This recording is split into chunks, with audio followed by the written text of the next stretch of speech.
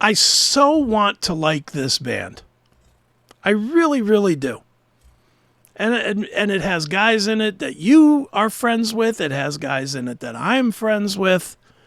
So for a lot of reasons, I want to like the band. The music is pretty good. I would not say it's great, but I would say the music is pretty good. But this band, considering that they have every advantage in the world, is a shit show. Of course, I'm talking about the Dead Daisies. You like them, right? Yeah, I do. And I know you're friends with Doug Aldrich. Yes. And I'm friendly with John Corabi. Mm-hmm. And I think you are as well, right? Or you at least know him. Mm-hmm. And I'm not sure who else is in the band at this point. I mean, I've interviewed David Lowy.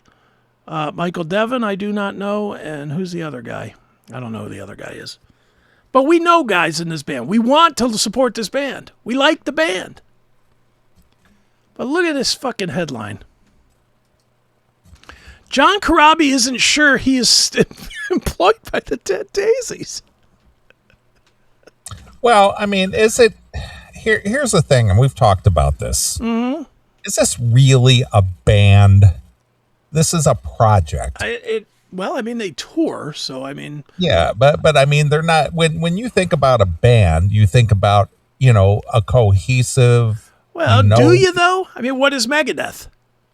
Well, it used to be a band. Is it not a band anymore?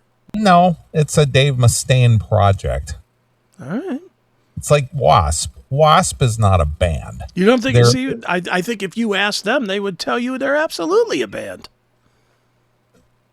But they, these guys with this revolving... Well, again, this David Lowy, this is his project. This is his toy. He is a very wealthy person who uses this as a vehicle for getting his yayas out. Yeah. That's it. That is it.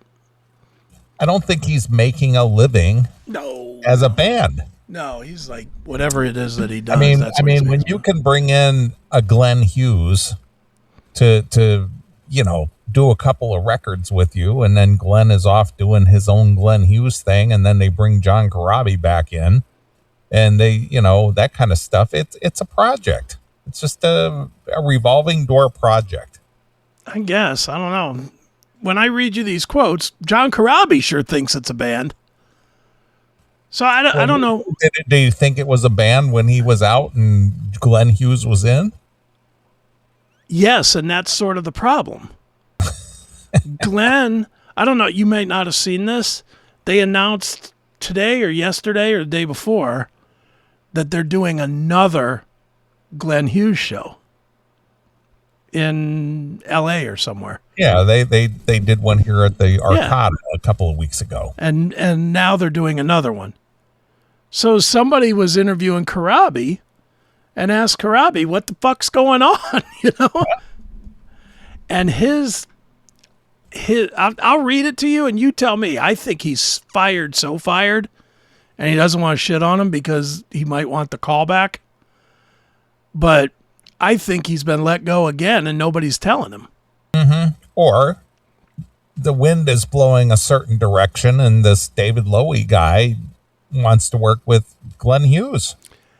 But when you hear the description, though, you're going to be like, yeah, this is shitty. Yeah, well, but the thing is do you think Glenn Hughes looks at this as a band, or do you think of this as just him making his, working with these guys for the time being?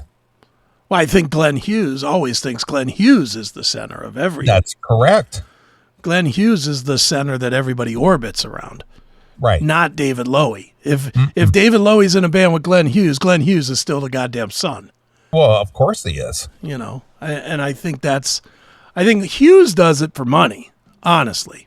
Well, I don't know this, and he probably enjoys it. But he probably enjoys it, but I'm sure he gets paid handsomely to be the lead singer. I mean, he's a legendary guy. Mm-hmm. And what unknown group could go, hey, let's just get Glenn Hughes to come in and sing with us? Yeah. Yeah, and he's certainly not doing it because he wants to play with Michael Devon and Doug Aldrich. No, I'm sure he's being paid handsomely for Yeah. his time and his efforts. He's a contract guy. But I don't think, and again, I don't know, but I don't think it's been presented to John Corabi that way. I think it's presented to him. In fact, I interviewed him and asked him about coming back into the band, and he certainly didn't say, well, I'm on a 2-year contract or anything. He said, yeah, I rejoined the band. Okay. Rejoined the band. Did he leave the first time on his own, or No. See?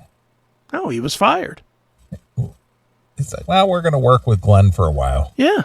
We'll call you when we need you. And they brought him back, did a record, did a tour. See, here's the crux of this. And again, I don't know the specifics of this, but I'm reading between the lines a little bit, and I'm trying to remember my own interview with Corabi. I really think Corabi told these guys or asked these guys, what are we doing in the next 12 months? And they said nothing. They want to take time off. Okay. And Corabi said, okay, well, I'm going to do a solo record. I've got these songs. They don't fit here. I want to put these songs out. Plus, I think Corabi still needs to make a living. True. So he can't just sit on hiatus waiting to work. He's got, listen, I got to go to work. Right. And I agree with that. But I think what ended up happening is Corabi leaves to go do this, much like a guy named Don that we know that has told me and you both 400 times, this is the last run.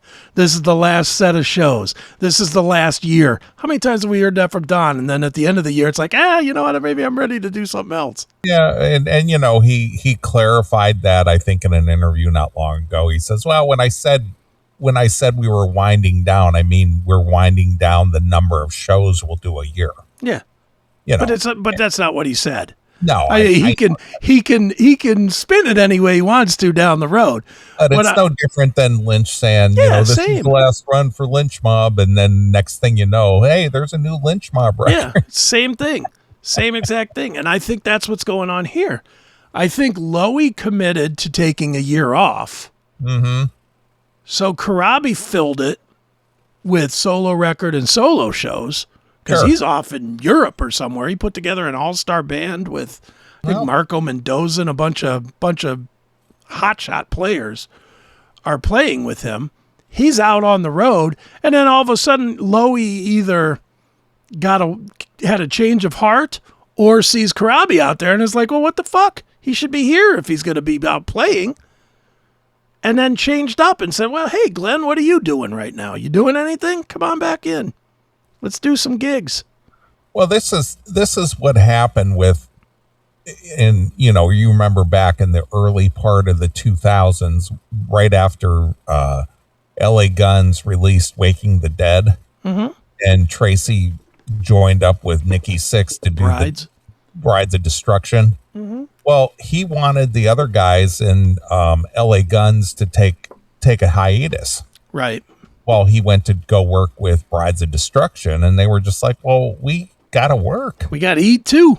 Yeah, we can't sit and wait for you to come back and not work. Because Tracy wanted them to take a hiatus. Right.